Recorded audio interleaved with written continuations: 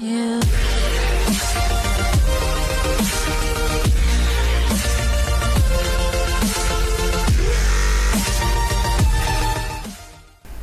আশা করি আপনারা সবাই ভালো আছেন। প্রথমে আপনাদের স্বাগত জানাচ্ছি জিনিয়াস ডিজিটাল ইউটিউব চ্যানেল থেকে। আজকের পর্বটি 21তম পর্ব, মাইক্রোসফট অফিস ওয়ার্ড 2007 এর। আজকের পর্বে থাকছে কলাম ক্রিয়েট, কলামের ব্যবহার। তাহলে দেরি নয়, শুরু করা যাক। প্রথমেই এমএস ওয়ার্ড চালু করছি। আজকের পর্বে যা থাকছে, আজকের পর্বটি হলো Microsoft Word 2007 Bangla tutorial part 21, page layout menu বা পেজ লেআউট ট্যাব। আজকে পেজ লেআউট ট্যাব ক্লিক করলাম আমি, ক্লিক পেজ লেআউট ট্যাব। এরপর দেখাবো, এখানে দেখেন কলাম আছে, how to create and use column. How to create column, কিভাবে আমরা কলাম তৈরি করব এবং কিভাবে কলাম ব্যবহার করব ইন এমএস ওয়ার্ডে। এটি মূলত আজকে টিউটোরিয়ালে থাকছে, এটি দেখাবো আজকে। তাহলে শুরু করি। এরপর এমএস ওয়ার্ড থেকে বের হব। এমএস ওয়ার্ড বের হওয়ার জন্য ডকুমেন্ট বা ফাইলটি ক্লোজ করব, তারপর এক্সিট করব এমএস ওয়ার্ড। এই লেখাটি মুছে ফেলছি, এটি দরকার নেই। এখন যে পেজটি দেখা যাচ্ছে, এটি মূলত এখানে সিলেক্ট করা থাকে 1, এটি 1। আমরা অনেকগুলো লেখা এখানে লিখে,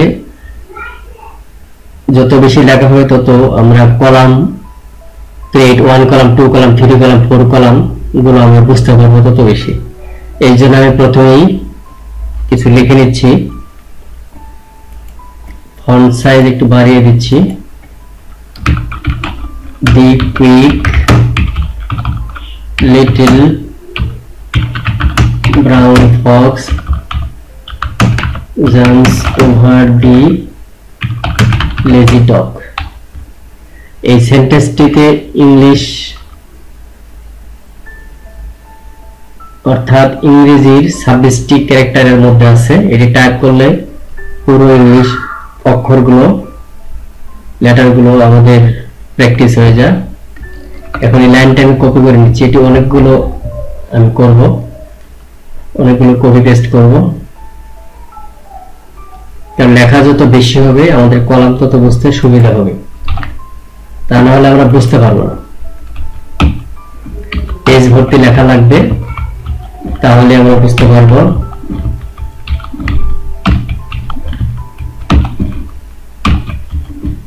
এই পেজটি সিঙ্গেল কলাম অর্থাৎ 1 কলাম আছে।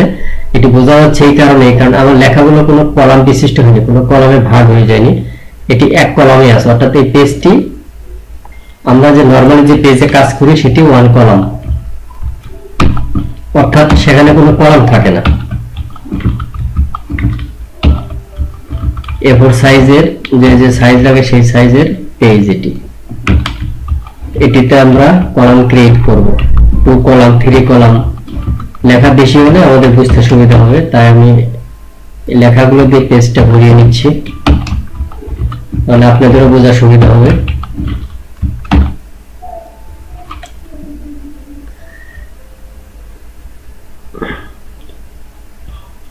যা হোক, এই হলো লেখা।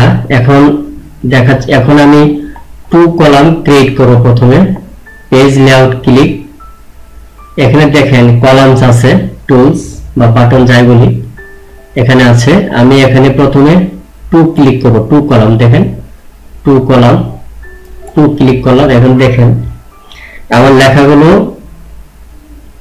2 কলাম বিশিষ্ট হয়েছে, সবগুলো পেজ 2 কলাম বিশিষ্ট হয়েছে। এখানে অনেকগুলো লেখা পেস্ট করেছি, কপি পেস্ট করেছি, যাতে আপনাদের বুঝতে সুবিধা হয়। এই জন্য এটি হলো 2 কলাম বিশিষ্ট। আবার আমি কলাম বাতিল করব, কোনো কলাম রাখবো না। দেখেন 1, এখন কোনো কলাম নেই। আমি আবার 2 কলাম করছি, 2 কলাম, এই যে এখন আমার 2 কলাম হয়ে গেছে। এরপর আমি 3 কলাম করব, 3 ক্লিক, এই দেখেন 3 কলাম বিশিষ্ট ভাগ হয়ে গেছে, 3 কলামে ভাগ হয়ে গেছে। এখন 3টি কলাম হয়েছে। এইভাবে পত্রিকার কলামগুলো করা হয়। পত্রিকার কাজ করতে হলে পত্রিকার কলামগুলো এইভাবে ক্রিয়েট করা হয়। তো এইভাবে ডকুমেন্টে আমাদের প্রয়োজনে আমরা কলাম ক্রিয়েট করে কাজ করতে পারি। যে পেজে আমাদের কলাম লাগবে সেভাবে আমরা এইভাবে ক্রিয়েট করতে পারি।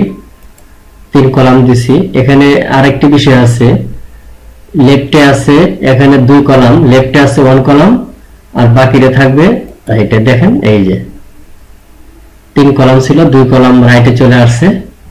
সিঙ্গেল কলাম একটি, সিঙ্গেল কলামটা লেফটে আছে।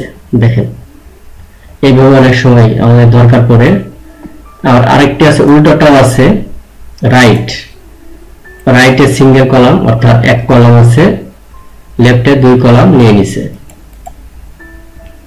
এইভাবে আমরা কলাম নিয়ে কাজ করতে পারি, কলাম ক্রিয়েট করে কাজ করতে পারি, বা এইভাবে কলামের ব্যবহার করতে হয়।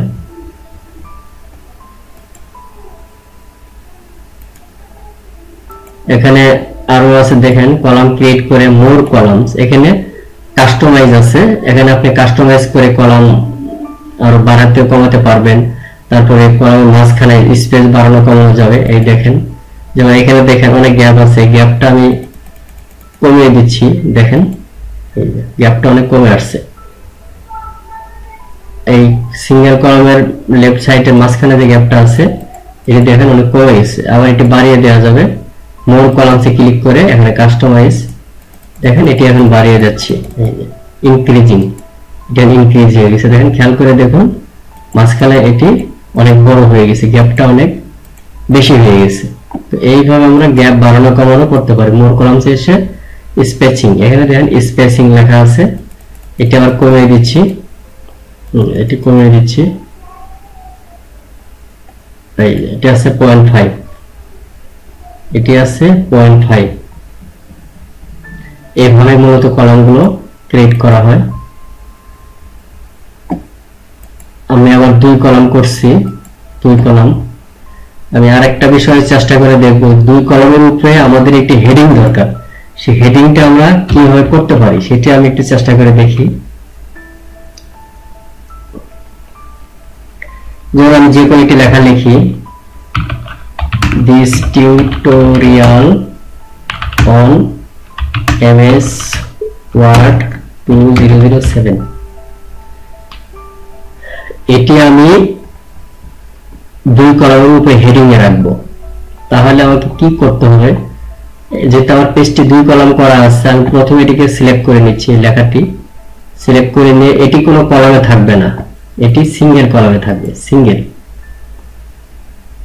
এরপর সেন্টার দিচ্ছি। দেখেন এই যে প্রথমে লেখাটুকু ব্লক করে, দেখেন এটি কোনো কলামের মধ্যে না, এটি সিঙ্গেলে চলে আসছে। অর্থাৎ আমরা যে পেজে কাজ করি সেরকম একটি পেজে আছে আমার এটা হেডিংটা, আর নিচে 2 কলাম বিশিষ্ট হয়ে গেছে। নিচে 2 কলাম, 3 কলামও করতে পারবো নিশ্চয়ই। দেখেন এই যে 3 কলাম, কিন্তু আমার হেডিংটা ঠিক থাকলো। আমি হেডিংটা বাড়িয়ে দিচ্ছি, বোল্ড করলাম, আরো বড় করে দেবো, লেখার সাইজ বাড়িয়ে দেবো। এই দেখেন এই যে আন্ডারলাইন দিয়ে দিলাম। তারপর কালার করব, এটি কালার করব,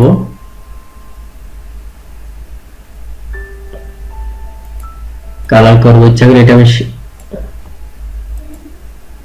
ব্যাকগ্রাউন্ড কালার করে দিতে পারি, এইভাবে।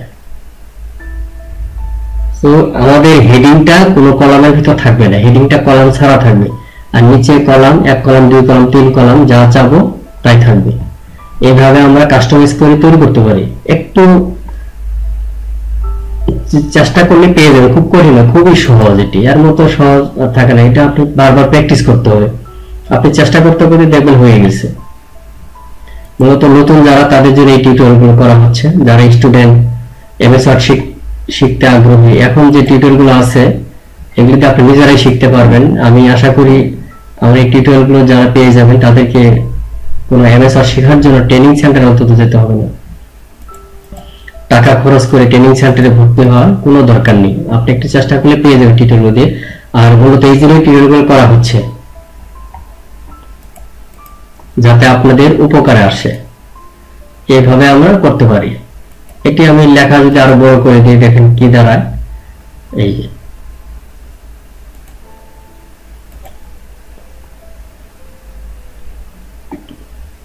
কিন্তু আমার নিচে 3 কলাম ঠিকই থাকলো, বাট আমার হেডিংটা বড় হয়ে গেছে, 2 লাইন চলে আসছে। এই দেখেন, this tutorial on MS Word 2007 একটা হেডিং করে আপনাদের দেখিয়ে দিলাম।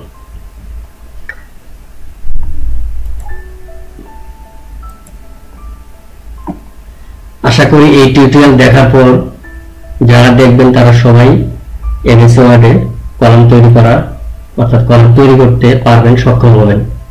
টিউটোরিয়ালটা আশা করি আপনাদের অবশ্যই কাজে আসবে। তো আজকে টিউটোরিয়ালটা আমি এখানে শেষ করছি। তার আগে পেজটা আমি সেভ করে নিচ্ছি, সেভ এজ।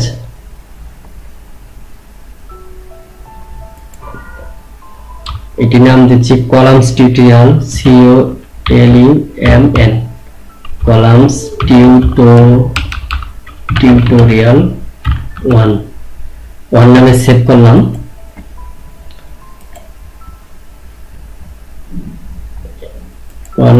করলাম। এইভাবে আমরা কলাম তৈরি করতে পারি। আপনি যে পেজে, আমি চাচ্ছি সেকেন্ড আরেকটা পেজে চেষ্টা করে দেখি যে আমি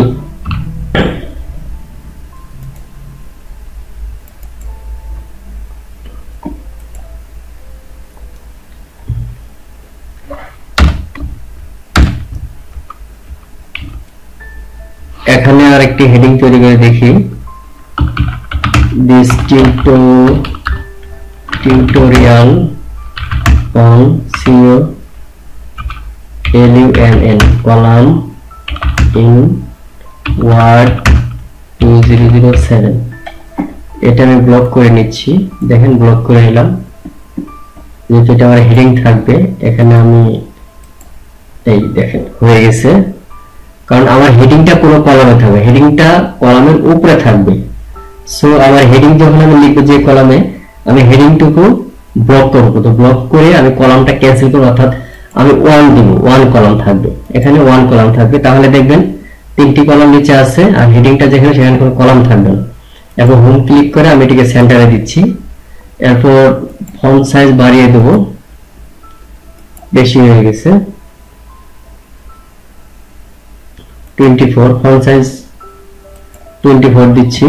এরপর বোল্ড করলাম, বোল্ড, এটিও কালার দিচ্ছি।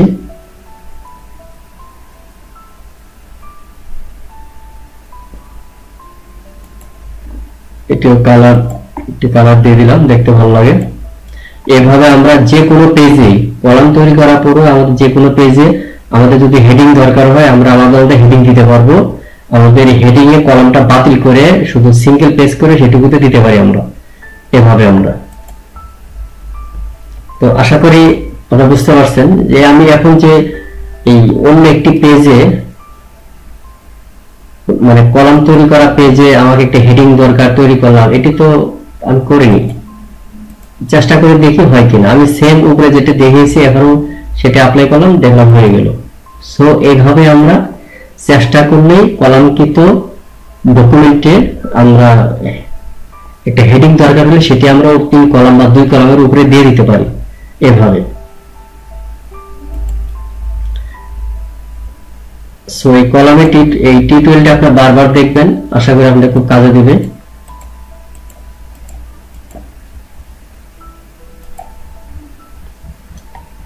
সো আজকে টিউটোরিয়ালটি এখানে শেষ করছি। ফাইলে যদি সেভ করা আছে, আমি কন্ট্রোল এস দিয়ে সেভ এস করছি, কন্ট্রোল এর শর্টকাট কি, এরপর ক্লোজ করছি আমি, এটি ক্লোজ, ডকুমেন্ট ক্লোজ। এরপর মাইক্রোসফট ওয়ার্ড থেকে বের হচ্ছি।